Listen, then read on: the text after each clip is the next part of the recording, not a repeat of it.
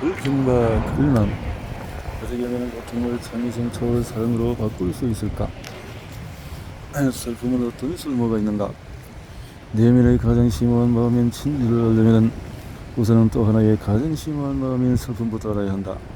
나오미 시암 나의 시인, 2010년 유명한 픽사 감독 피터 닥터는 라일이라는 11살짜리 여자아이의 정답을 수 없는 감정들을 소재로 애니메이션 영화를 만들기로 마음먹었다.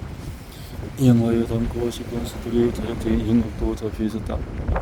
라일리가 미네소타 고향에서 피듯이 떠나와 졸지에 샌프란시스코의 새로운 집과 학교로 툭 내던질 상황에다가 막 사춘기에 들어서서 감정이 태풍처럼 심하게는 이연도 시작하면 될 것 같았다. 여기는 아주 성스러웠다. 하지만 한 가지 창작 상황이 난제에 부딪혔다. 라일리의 감정들은 귀여운 애니메이션 캐릭터들로 그래서 이 캐릭터들이 라일리의 머릿속에 통제 센터를 운영하며 라일리의 기억과 일상생활을 좌우하는 전기로 풀어가고 싶었는데 등장 캐릭터를 어떤 감정으로 골라야 할지 난감했다. 닥터는 지역으로 몇 가지 감정을 고소 끝에 소심이를 기쁨이와 함께 영화의 중심 캐릭터로 정했다. 영화의 개발 작업이 3년에 접어들었을 때에 이미 대본이 완성되어 애니메이션이 어느 정도 제작되었고 적절한 타이밍에 소심이의 익살스러운 대사가 배치되어 중간중간 아주 빵 터지는 대목까지 있었는데도 닥터는 어쩐지 이것은 아니라는 느낌이 들었다. 그 무렵에 닥터는 영화 감독으로서 이미 두 편의 대작을 터뜨린 상태였다. 업과 몬스터 주식회사였다. 그런데 어느 순간부터 앞서의 두 성공이 그저 요행이 아니었는가 하는 생각이 거들려갔다. 그기야 나에게 실력이 부족해 그만두는 게 낫겠으라는 생각마저 들었다. 픽사를 그만둔 후 직업뿐만 아니라 커리어까지 잃게 될 아무런 미래가 닥터의 머릿속에서 맴돌았다. 그는 벌써 초상난 기분에 빠져들었다. 독성적인 창작들과 남다른 생각을 가진 경영진으로 뭉친 이 소중한 집단을 떠나서 살아가야 한다고 생각하니 깊은 슬픔에 빠져서 허우적거리는 기분이었다. 그런 절망이 커져갈수록 함께 일한 동료들에 대한 사랑도 세상을 사무치게 와닿았다. 그 당시를 떠올리며 말했다. 버뜩 이런 생각이 들었어요. 소심이 대신에 슬픔이를 기쁨이와 엮어줘야겠다고요. 단 문제가 있었다. 당시에 픽사를 운영하던 좋은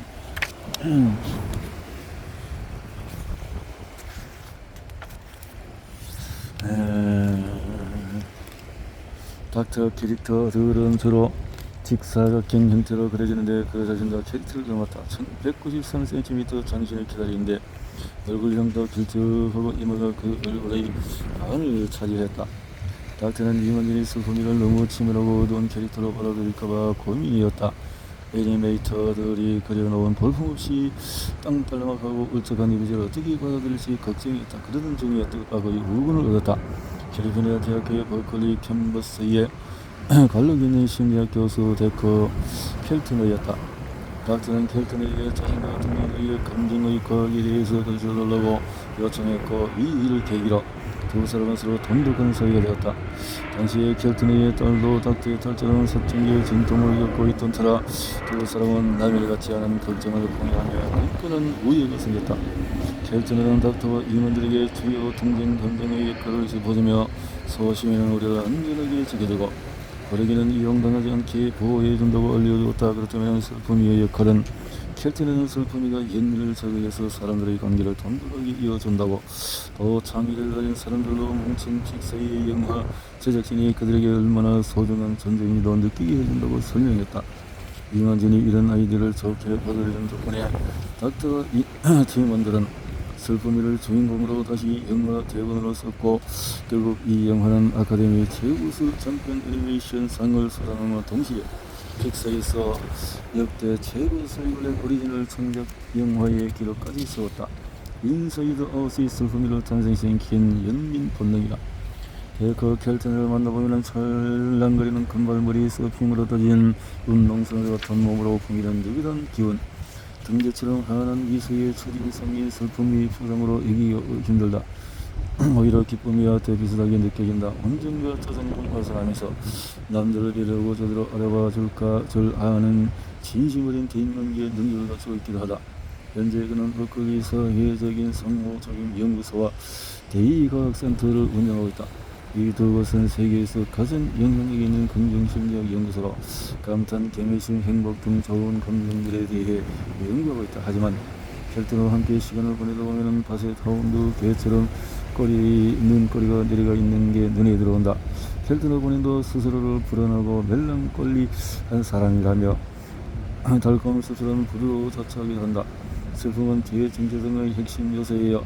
실제로 그가 나에게 털어놓은 말이라 거의 어디에서도 소개한 바 있는 심리학자처럼 케이건과 유해인 아론의 연구에 따르면 15에서 20%의 아기들은 삶의 찬란함뿐만 아니라 삶의 불확실성에 대해서도 더 강하게 반응하는 성향을 갖게 되는 기질을 물려받는 것으로 나타났다. 켈트는 자신을 케이건이 말한 고도의 반응성을 타고난 유행이나 아론이 말하는 고도로 민감한 유행에 해당된다고 여긴다. 켈트는 1970년대에 격정적이고 몽롱적인 가정에서 자랐다. 소방관이자 화가였던 아버지를 저는 그를 미술관에 데리고 다녔고 소유를 가르쳐주기도 했다. 문학 교수였던 아이는 그에게 악몽실을 풀어주었는데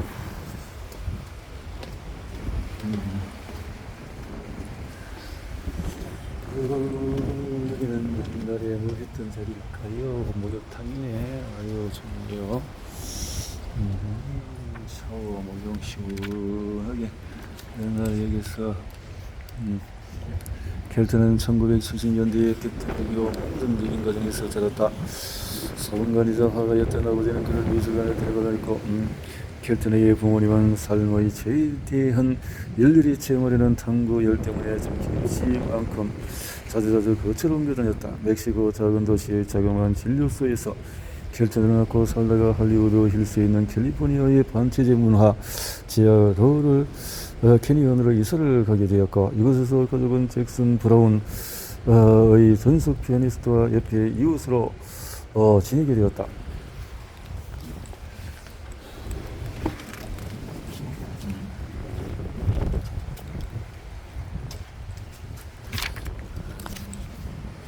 당시에 켈트는 겉으로 보기에는 화목한 가정에서 소름없고 잘하는 사람 같았다. 하지만 갑작스레 가신 파트너의 자신과 가족에서 슬픈 영향에 우울증에 빠졌고 공황골절에 시달렸다. 불안감으로 불면증, 폭식, 조울증까지. 켈트에게 가장 큰 충격을 주었던 것은 롤프를 돌보는 것. 동생은 롤프를 어릴 때부터 버팀목으로 의지했기 때문에 어느 날 갑자기 사는 것을 옮겨 다른 동네로 이사하게 되던 형제는 마음이 잘 맞는 친구처럼 붙어다니며 온 동네를 여기저기 둘러보았고 혼합 복식을 벌였다. 한 번도 진 적이 없는 환상의 복식 쪽이 되었다. 하지만 롤프는 켈트의 모범이기도 했다. 켈트의 말을 옮기자면 1살 어린 동생인데도 자신보다 덩치도 크고 현명하고 너그러웠고 아름다운 도덕성을 가진 사람이었다. 토지 넘치고 승부근성이 강한 켈트의 자신과는 달리 롤프는 겸허하고 겸손했다. 켈트는 사춘기를 넘기고 난 뒤에 파탄 문제를 천천히 짚어보겠다. 그러다가 가족이 이런 문제를 겪게 된 것이 부모님 열정적인 사례.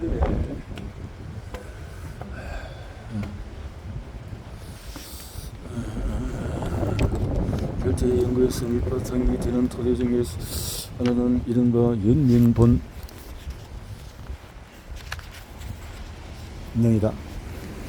선의 탄생에서 요약되었듯이 우리 인간은 서로의 어려움에 대해서 반응하도록 프로그램되었다. 연민 본능은 인간의 성공 스트레스 중요한 측면이자 덜큰 스스럼의 위력 중의 하나이기도 하다. 연민 본능은 신경계 구석구석에서 아주 깊이 내재되어 있다. 그 기원이 초기 진화서로 거슬러 올라갈 것으로 미주신경의 소화, 섹스, 호흡, 생존 메커니즘과 연결되어 있다는 것은 이미 오래전에 밝혀진 사실이다. 하지만 켈트는 수차례의 지휘현 연구 중에서 미주신경의 또 다른 용도, 우리가 고통을 못 겪으면 미주신경에 관심을 갖도록 유도하는 것을 발견했다. 예를 들면 아파서 운전하는 사람이나 할머니가 돌아가셔서 울고 있는 아이의 사진을 보면 미주신경이 불붙게 된다는 것이다. 켈트는 미주신경이 유독 강한 사람들이 있다는 점도 발견했는데 그가 붙인 별칭대로 이런 미주신경의 슈퍼스타들은 남들과 힘들고 돈독한 우정을 맺는 경향이 더 높다. 누가 괴롭힘을 당하는 것을 보면 가서서 뛰어들거나 같은 반 친구가 소형 문제로 쩔쩔매고 있으면 쉬는 시간까지 포기하며 가르쳐주는 경향 또한 더 높다.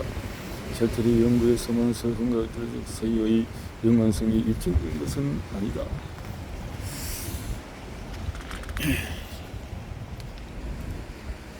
이 연구 결과들은 정전 암시를 던진다. 놈들의 서성에 반응하고픈 충동이 숨을 쉬고 음식을 소화시키고 분식하고 아이를 보호하고픈 욕구뿐만 아니라 보상을 받고 삶의 낙을 즐기고픈 바람과 같은 위치를 차지하고 있다는 점이다.